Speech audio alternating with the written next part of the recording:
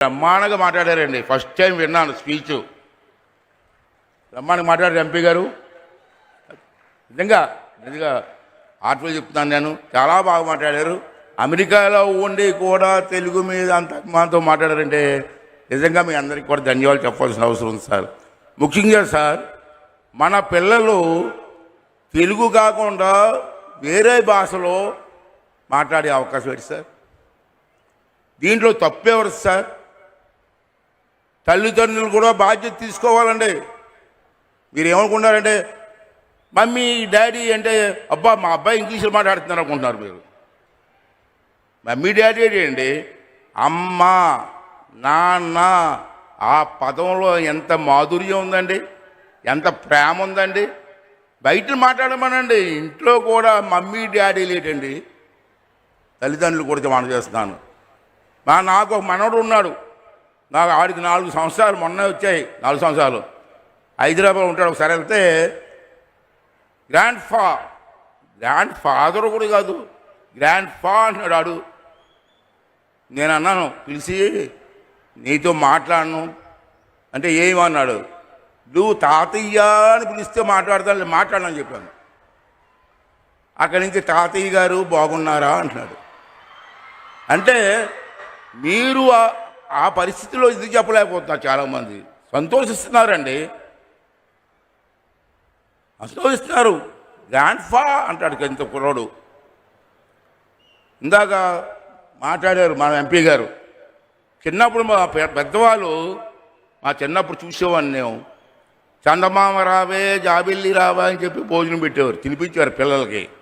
ఇవాళ సెల్ ఫోన్లు ఇచ్చేస్తున్నారు సార్. సెల్ ఫోన్లు చూసి భోజనం పెడుతున్నారండి.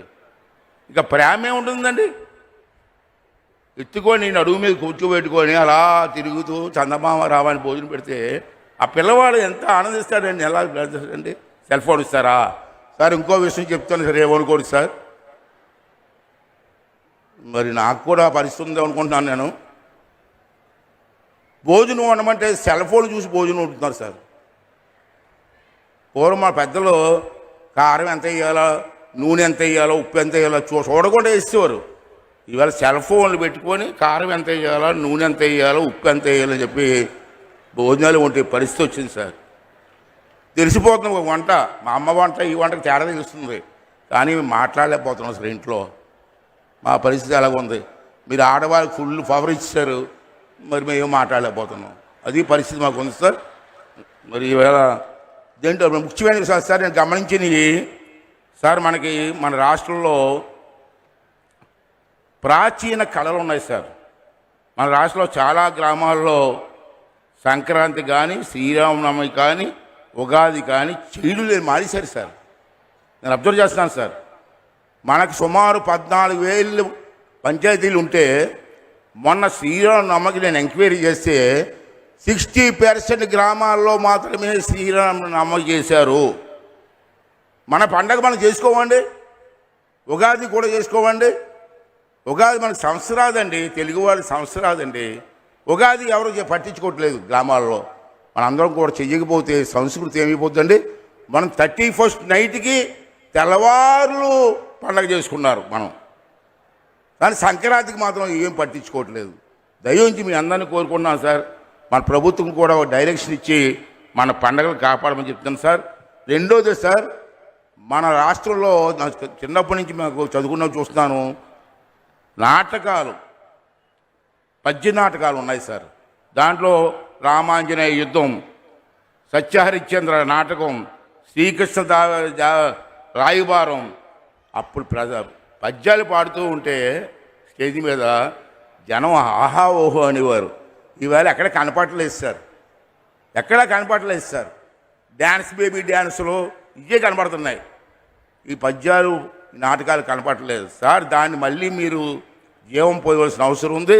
మనకు తెలుసు అతను ఈ కన్నీటి కూడా నాటకాలు కూడా కనుమరుగుతున్నాయి. కాబట్టి కళాకారుల్లో మీకు తెలుసు, ఎన్టీ రామారావు గారి దగ్గర నుంచి చూస్తాం సార్. కళాకారులు ప్రజలను చైతన్యవంతం చేసే కెపాసిటీ ఉన్నటువంటి వ్యక్తులు. అటువంటి కళను మనం పోషించాలి. ప్రభుత్వం ద్వారా ఒక నిర్ణయం తీసుకోవాల్సిన అవసరం ఉందని చెప్పి ఈ సందర్భంలో మనం చేస్తున్నాం సార్.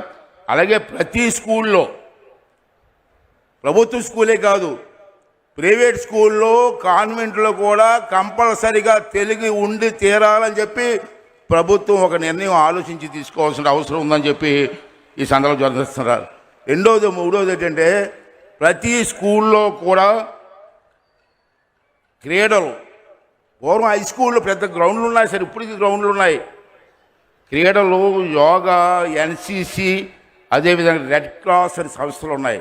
అవన్నీ ప్రవేశపెట్టి మన పిల్లలకి ట్రైనింగ్ ఇస్తే బాగుంటుందని చెప్పి నేను మీకు మనవి చేస్తున్నాను సార్. మరొక ముఖ్యమైన విషయం ఏంటంటే రాష్ట్రంలో ఉన్నటువంటి అన్ని స్కూల్లో కూడా చెప్పాను సార్ తెలుగు సబ్జెక్ట్ ఉండాలని. అలాగే ఇంకో విషయం ఏంటంటే మనకి నిన్న ఆట హరిశ్చంద్ర సార్ పేరేం పేరండి, గుమ్మడి గోపాలకృష్ణ గారు ఉన్నారు సార్. నిన్న హరిశ్చంద్ర వేశారు ఇదే స్టేజ్ మీద. ఏం గాయకుడు సార్, పెద్ద నటుడు సార్. నేను కోరేది ఏంటంటే ఆల్రెడీ అతనికి పదవి ఇచ్చారు, మీరు చెప్పారు, అతను సంతోషంగా చెప్పాను నేను. అతని ఆధ్వర్యంలో అన్ని జిల్లాల్లో కూడా మన పిల్లలు పాడే పిల్లలు చాలామంది ఉన్నారు. ఈనాడు టీవీలో చూస్తున్నాం. ఆ పిల్లలకు కానీ పద్య నాటకాల మీద ట్రైనింగ్ ఇస్తే వాళ్ళు ప్రతి ఊర్లో ఈ కార్యక్రమం చేసే అవకాశం ఉంటుందని చెప్పి ఈ సందర్భంలో మనం చేస్తూ, మరి అమరావతి పాట ఉంది సార్. విశాఖపట్నంలో మన స్కూల్ ఫంక్షన్కి వెళ్ళాను. ఆ స్కూల్ ఫంక్షన్లో యాపిల్ స్కూల్ అని ఉంది సార్. వాళ్ళు అమరావతి పాట మీద అరగంట 100 మంది పిల్లలు డ్యాన్స్ చేశారు సార్, బ్రహ్మాండంగా చేశారు సార్. అటువంటి కార్యక్రమాలు చేస్తే బాగుంటుందని చెప్పి మనం చేస్తూ దీని మీద కొంచెం దీని మీద మీరు కొంచెం శ్రద్ధ వహించండి. చేస్తారని నమ్మకం మాకుంది, చేస్తారని చెప్పి కోరుకుంటూ సెలవు తీసుకున్నాను సార్. Thank you sir. కొంచెం ఎక్కువ మాట్లాడాను ఏమనుకోండి సార్.